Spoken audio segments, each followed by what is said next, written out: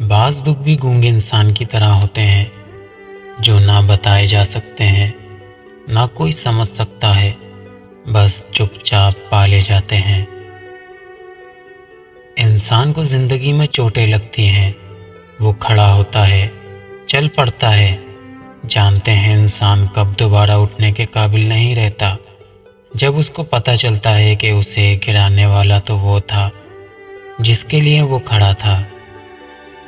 کسی فیصلے کے وقت بات اگر قرآن تک پہنچ جائے تو فیصلہ قرآن کے اوپر ہاتھ رکھ کر نہیں بلکہ قرآن کے اندر سے پڑھ کر کرنا چاہیے۔ حیرت اس بات کی ہے کہ ہم لوگ زبان سے نکلی بد دعا سے ڈرتے ہیں اور اس آہ کو بھول جاتے ہیں جو دل سے نکلتی ہے اور آسمان چیرتی ہوئی رب کے حضور جاتی ہے۔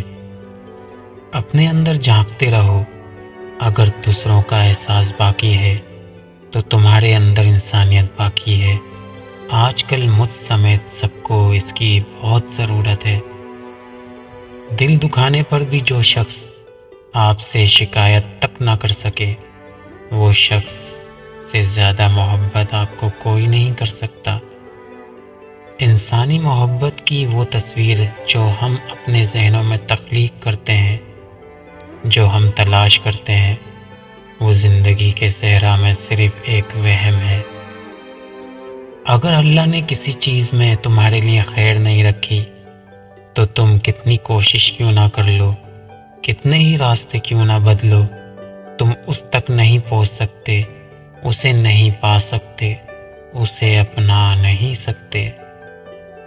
اپنی ہستی سے زیادہ اپنا نام مت پھیلاؤ، نہیں تو پریشان ہو جاؤ گے۔ منافق انسان کو چاہیں جتنے بھی میٹھے پھل کھلاؤ، مگر پھر بھی وہ آپ کو کاٹ ہی دے گا۔